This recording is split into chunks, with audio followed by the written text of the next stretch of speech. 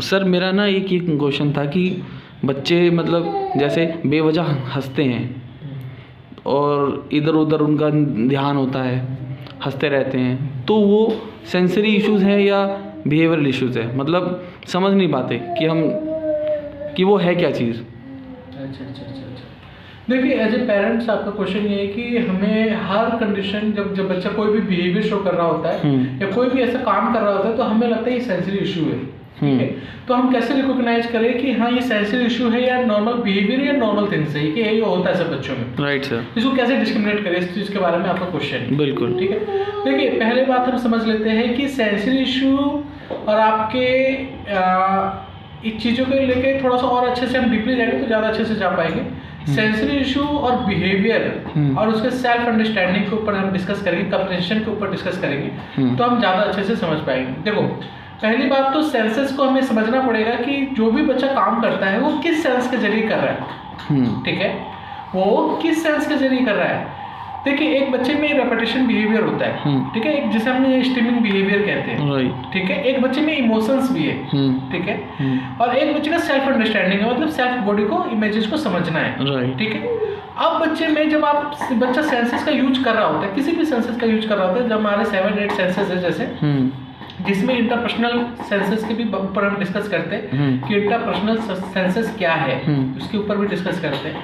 तो जब हम ये समझते हैं कि बच्चा अपने आप को अवेयरनेस में नहीं ला पा रहा, मतलब वो एनवायरमेंटल चीजों को नहीं समझ पा रहा, ठीक है, तो ध्यान देने वाली बात है कि हम किसी एनवायरमेंट में कोई भी चीजों को हम कैसे समझते हैं विजन के साथ, बिल्कुल, ठीक है, किसी भी चीज को सुनते कैसे, ऑडिटरी के साथ, कि कोई आपने मुझे बोला, कोई क्वेश्चन बोला और उसको मैंने समझा, वो ऑडिटरी के साथ समझ रहा हूँ। किसी चीज को देख के समझ रहा हूँ, वो विजन का काम हो गया। किसी टेक्सचर को फील करके अगर मैं समझ रहा हूँ तो वो टेक्सचर का काम हो गया, बिल्कुल। अपने बॉडी को मूवमेंट को समझ पा रहा हूँ, वेस्टिबुलर का काम हो गया। किसी वजन को समझ पा रहा हूँ, प्रोप्रोसेप्टिव का काम हो गया, ठीक है।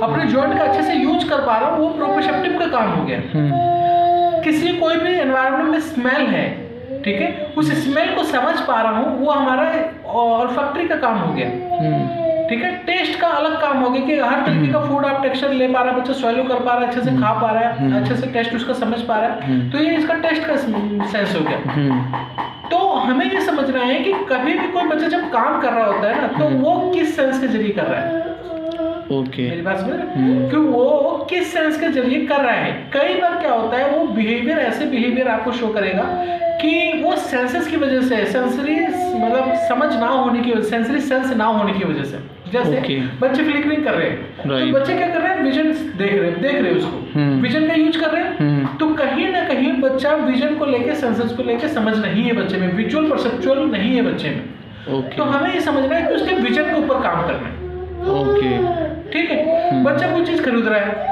तो वो क्या कर रहा है, अपने फिंगर को यूज कर रहा है, महसूस कर रहा है किसी चीज को, तो क्या यूज कर रहा है, अपने हाथों को यूज कर रहा है, उसको टेक्सचर को यूज कर रहा है, तो टेक्सचर पे काम करना है।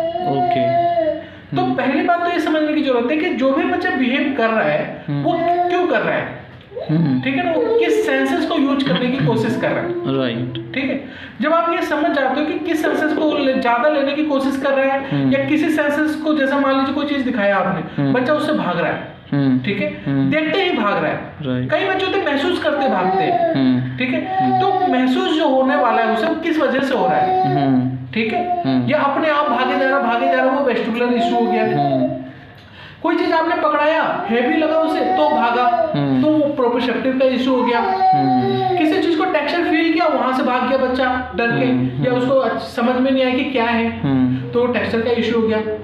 तो एज ए थेरेपिस्ट और एज ए पेरेंट्स हमें ये समझना पड़ता है कि मेरे बच्चे में जो मैं उसको कर रहा है, जो उसको करवा रहा हूँ, सेंसरी अवॉइडिंग है, सेंसरी सीकिंग है, क्या उस सेंसेस को ज्यादा इस्तेमाल तो नहीं कर रहा, क्या उस सेंसेस को लेने से भाग तो नहीं रहा, अवॉइड तो नहीं कर रहा उसको, जो भी आप सेंस दे रहे हो, जो भी स्टिमुलेशन दे रहे हो आप, क्या उससे वो भाग तो नहीं रहा। तो आप ये देखिए कि जब आप खुद लगते हो किसी काम जो बच्चों को करवाना चाह रहे हैं, तो जब आप खुद लगते हो तो क्या बच्चे को जब आप लग रहे हो तो आपके कौन कौन से सेंस इस्तेमाल हो रहे हो उसमें, विजन इस्तेमाल होते हैं ज़्यादा से ज़्यादा, Right. टेक्सचर इस्तेमाल होते हैं, राइट ठीक है, आपका ऑडिटरी इस्तेमाल हो रहे हैं। राइट तो क्या वो जो आप करवा रहे हो बच्चों से और जो आप खुद भी करके देख रहे हो, तो आपका वहाँ पे वो काम करने का जो ड्यूरेशन है, वो जो काम करने का जो प्रोसीजर है, उसमें आपके कौन कौन से सेंस का यूज हो रहा है, उसको समझना जरूरी है। तो Okay. वहां पे हमें 4 पॉइंट को ध्यान में रखना, तो और ध्यान से समझिएगा। 4 पॉइंट को ध्यान में रखना। एक तो सेंसरी सीकिंग को समझना होता है, यानी कि बच्चा किसी काम में बहुत ज्यादा तो नहीं लगा, कोई ऐसा सेंस जो बहुत ज्यादा यूज कर रहा हो, ओके कोई ऐसा सेंसेस हो जो उसको अवॉइड करना चाह रहा हो, मतलब कि जैसे विजन से देखना ही नहीं चाह रहा हो, वो इतना रिफ्लेक्ट कर रहा है उसके आंखों में, या उसको इरिटेशन हो रही है, उसको समझ में ही नहीं आ रहा जो स्टिमुलेशन है उसका वहां पे, ठीक तो है वो क्या करता है, वहां से अवॉइड करता है, ठीक है। कई बार क्या होता है कि लो रेस्ट्रेशन होता है। लो रेस्ट्रेशन का मतलब होता है कि बच्चों को कुछ समझ में आ रहा होता है, कुछ नहीं आ रहा होता, बच्चा फ्रस्ट्रेट हो रहा होता है वहां, ठीक है।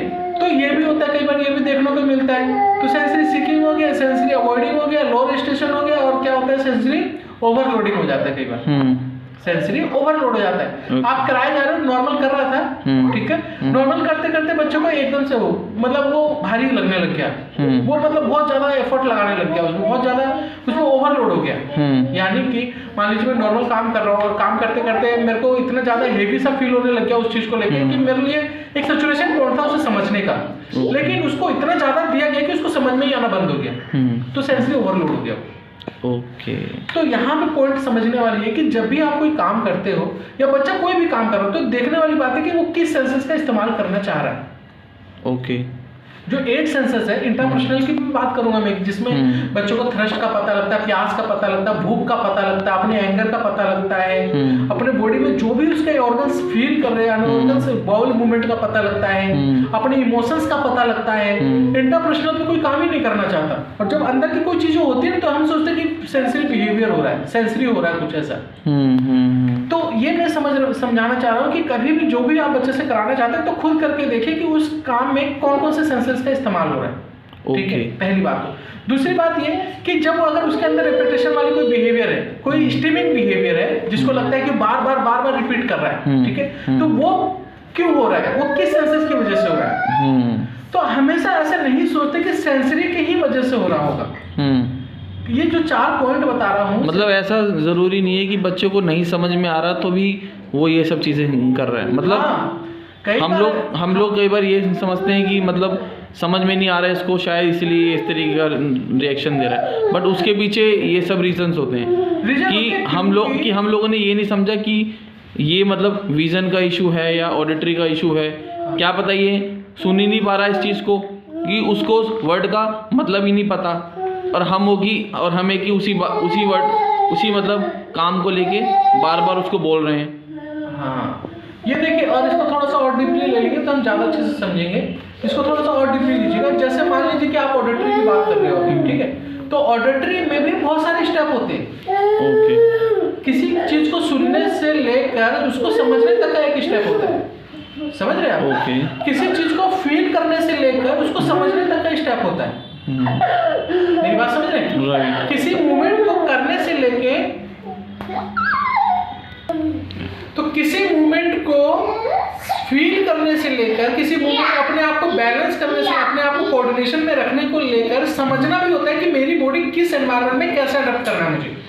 मैंने बच्चे को झुका दिया, बच्चा डर गया, राइट। तो बच्चे को ऐसे नहीं कि बच्चा बैठ गया तो बस हाँ बच्चा बैठना जानता है, नहीं, यहाँ पे काम नहीं होगा। बच्चे बैठने को भी समझे कि वो बच्चा मैं बैठा हुआ हूँ, वहां पर मैं बैठा हुआ हूँ, मैं किस पर बैठा हूँ, मैं मेरी बॉडी कहाँ पे है, पीछे है कि आगे है कि साइड में है कि उधर है कि इधर, किधर है बच्चे का बॉडी, वो खुद सेल्फ अंडरस्टैंडिंग में आए वो चीज। तो किसी भी मूवमेंट, कोई भी सेंसेस को लेके फील करने से लेकर समझने तक का एक स्टेप होता है, उसमें रीजनिंग तक का एक स्टेप होता है, राइट।